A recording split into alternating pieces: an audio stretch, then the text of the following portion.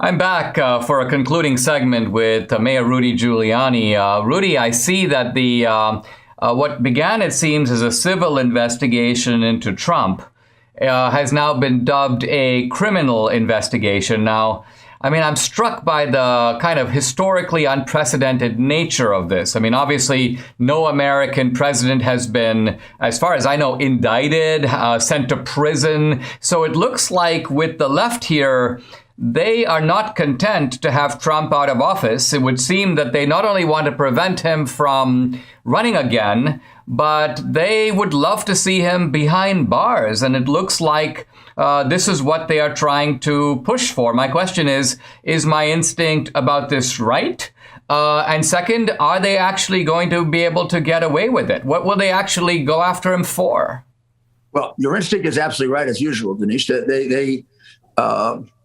The attorney general candidate for New York ran on a single issue platform.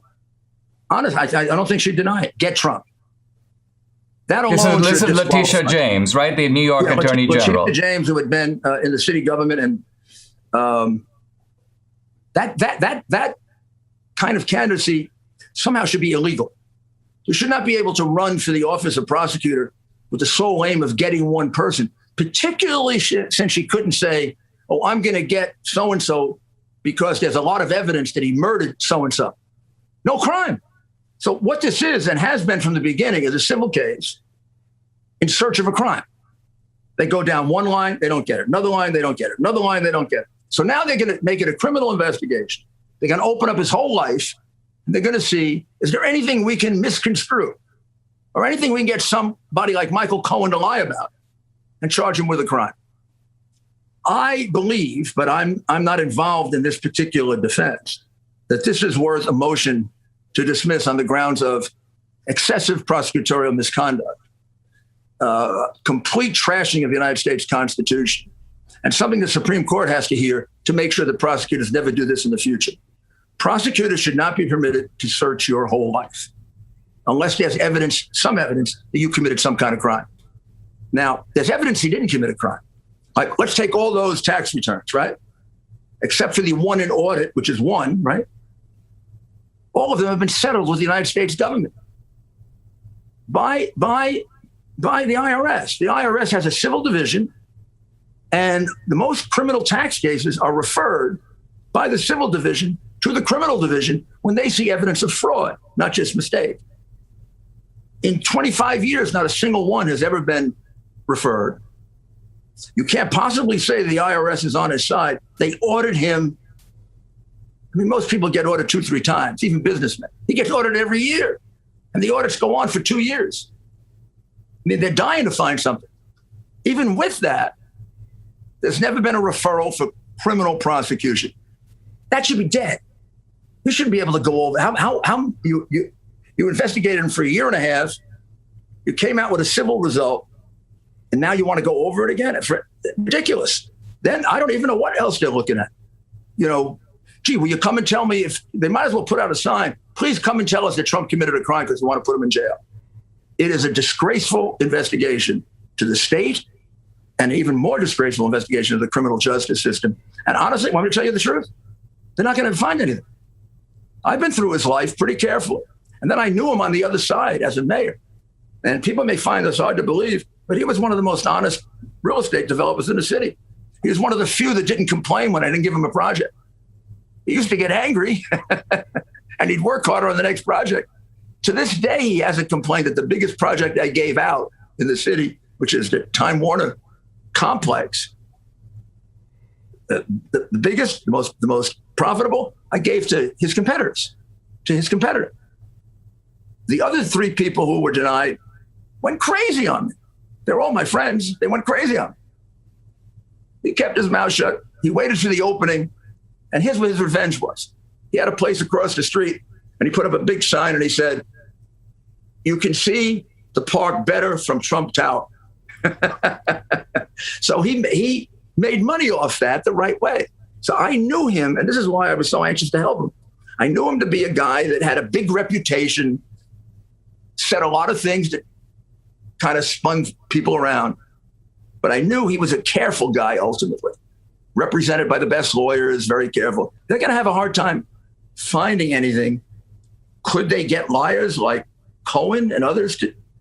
Yeah, but so far Cohen's lies have all been proven almost by tape recordings and to be false. You know, he said, I was never offered a job in the administration. And there's a tape, him talking to Chris Cuomo 2 days later, saying he was offered chief of staff. You know, there's a tape saying that he wasn't at a meeting. And then there's about 4 or 5 witnesses who say he was at that meeting. So far he hasn't been a good liar, but you know, they're gonna pursue him unless they find something, and they'll take something on Don Jr. or Eric or anybody they can get. But I don't think it'll happen. I think it'll be a terrible, terrible expense, terrible pain. And the AG's office in New York is not terribly good. Usually if you take them to trial, you whip them, like Ken Langone did. Well, one of the things that scares me, and maybe we can close on this, is during my own case, which involved exceeding the campaign finance law, as you know. In fact, by the way, I hear it, you can confirm if this is true, that Trump had asked you, hey, you think it's a good idea to pardon Dinesh D'Souza? And I believe you said, yeah, I do. So if that's the case, I want to thank you for that, because it has sort of given me my rights and my American dream back. If I told you the answer, that I would be violating the attorney-client privilege. Oh. But I will say I publicly argued for your part. I mean, on television shows, and along with a number of other people who I felt were subjected to purely political prosecutions, things that should be settled civilly and always have been, similar to what I'm being investigated for. Foreign Agent Registration Act, not registering one time for one Ukrainian, where I have proof that I referred his case to Vicky Tenzing, and she's under investigation merely because the poor thing took the case from me. So yeah, he did want me to represent him. I didn't think it would violate the Farrow law. I thought it'd be too. I give up cases that are too close to the line, Dinesh. I've always been that way. That's why I was trained as a lawyer. I was trained by a very honorable judge in a very strict U.S. attorney's office. Nothing like this out of control office now. And since I've been under the gun, under attack, I go even further. And I said, well, nobody will understand. So Vicky, you take it. And I never did. I never did it. And for 2 years, I've been wanting to tell them that. And instead of my coming in and telling them that and showing them some of the documents I have, they decide to go look for other things. And then they smash into my apartment on the theory that I'm going to destroy evidence. And here I'm the guy whose lawyer has been calling them for not 4 months, for a year and a half, asking to meet. I'll give you my documents. Also, I've given almost all these documents to the State Department. I've given it to them. They just don't know it. I gave it to the U.S. attorney in Pittsburgh. There's no evidence in the world that I would destroy documents, or that Vicky Tenzing would destroy documents. So that's a lie. That's the Comey lie. Put a lie in the affidavit and fool the judge. Wow. And the agents that interviewed me didn't think I would destroy documents because they took my word for things. Exactly. So this is a terrible case, and I can beat it because, look, I've been doing it for 50 years.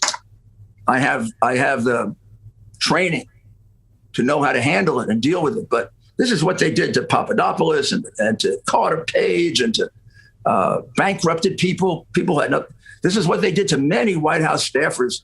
When I was representing Trump, half the time I would have White House staffers crying to me about how they were mistreated. They were treated like criminals, and they had to spend $20,000 on a lawyer.